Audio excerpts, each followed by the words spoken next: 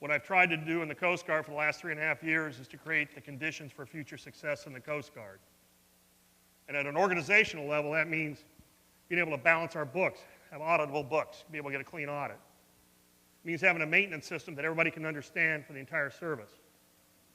It means having acquisition programs that from the very beginning of the development of a requirement in our minds until we decommission a ship, to manage that process professionally with the right technical authorities and competencies so we don't find ourselves where we were 4 years ago, where people were questioning our competency and our ability to conduct acquisition programs and then running the risk of having terms dictated to us on how that should be done.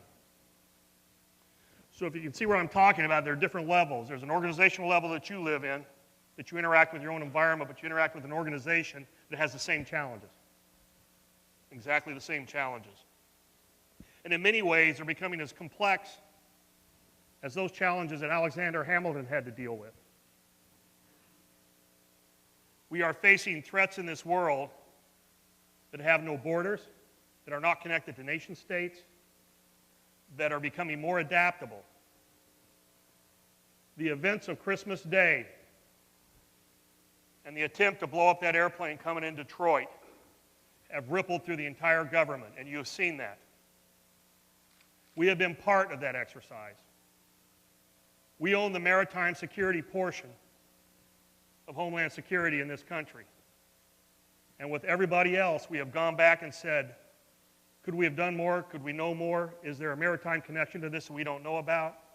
And we've been doing exhaustive work for the past 2 weeks. But it requires the government, as the President and the Secretary have said, to rethink how we're doing business, to rethink how things are connected, to rethink, are there changes out there? Instead of having a worldwide conspiracy that takes months to develop into a plot to blow up the World Trade Center, we're talking about a life cycle where somebody can be radicalized, be put into place, and create an event in a matter of months. Striking difference in those two incidents, and another indication of the need to be able to adapt at a personal, Coast Guard, department, and national level. That is clearly the signal the President has sent. And everybody in the Department of Homeland Security is rogered for that. And as a member of the Homeland Security team, we are on that task right now. So I would ask you to think about yourself in all those contexts, because as you grow and mature in whatever position you're in,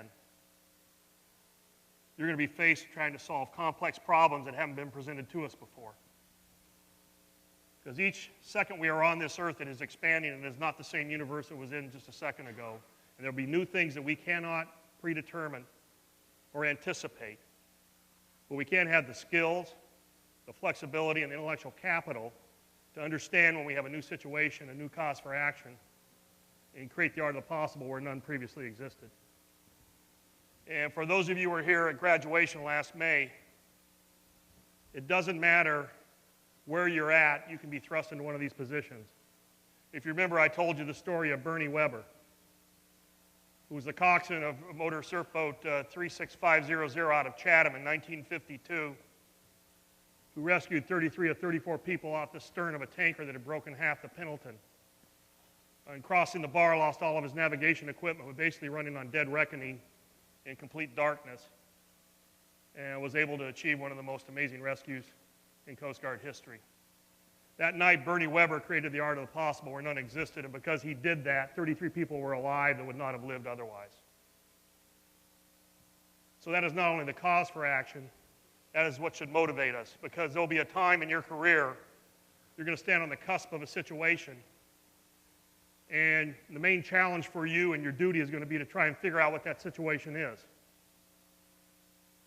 What is the desired effect or outcome we want to achieve? And what are the skills and competencies that you bring to that problem set so you can create the art of the possible where none existed, where you can create the cause and the conditions for future success, whether it's in the cockpit, on the bridge of a ship, or responding to an oil spill. We find out every day in Washington That truly is the specification for leadership, public administration, and management in governments today. And it moves beyond just the bounds of the nation state. Borders are blurred. We have global commons we deal with. You've all heard me say, you know, somebody once said if you looked at this planet from space, you wouldn't call it Earth, you'd call it ocean. That is our domain, folks. That's our area of expertise, that's our competency. That's where the complex problems are going to arise. They're going to be looking for us, you individually, me as a commandant, us as an organization, us as a country, to solve the problem, create the art of the possible, set the conditions for future success. And you're starting to do that here. I will tell you, we're going to get a lot more complicated regarding security situations in this country. One of the biggest challenges facing us, and it will face you as you become officers in charge, XPOs, officer candidates going out into the fleet, that's going to be able to understand how we're going to adapt to do that. And we still have not defined in this country what constitutes an adequate maritime security regime. There are a lot of ambiguities on the water that don't exist in the air, let's say. Because safety is such a requirement in air transportation, we have ubiquitous coverage of radar and communications around this world. We all know that's not so in the 95,000 miles of coastline, rivers, and lakes that we have, where there's not radar coverage, there's not always radio communications, and basically we have an open border. So our cause moving forward is to carve out where we can be effective, what we can do, how we can create the conditions for future success, frankly, in an environment that is as complex and challenging as anybody that works in national defense or security in the world today. And in doing that, you are never going to be more relevant or visible in the history of our service than you will be in the future. As I travel around the world, I tell everybody, after you get past the 10 or 12 largest countries in the world, you can make a case that after that, countries need coast guards maybe more than they need navies. They're not trying to protect naval sea power. They're trying to protect their fish stocks, protect against illegal migration, drug trafficking, offshore oil and gas exploration, exerting sovereignty to make sure the country can operate. Sounds a lot like 1790 to me. And just this last year, we put an officer into Liberia under U.S. African Command. And currently on my desk right now, I have requests from General Petraeus for a Coast Guard officer to be assigned to Yemen, another one to be assigned to Djibouti on the Horn of Africa. The demand signal for the skills that I've talked about and what you can be in the future are more than we can meet from the combatant commanders right now. That's how relevant, that's how visible Coast Guard-like agencies are these days. And if I were buying futures, like you can for grain or oil and anything else, and I was starting out and you were a commodity, folks, I'd be buying Coast Guard futures today. I would be buying Coast Guard futures.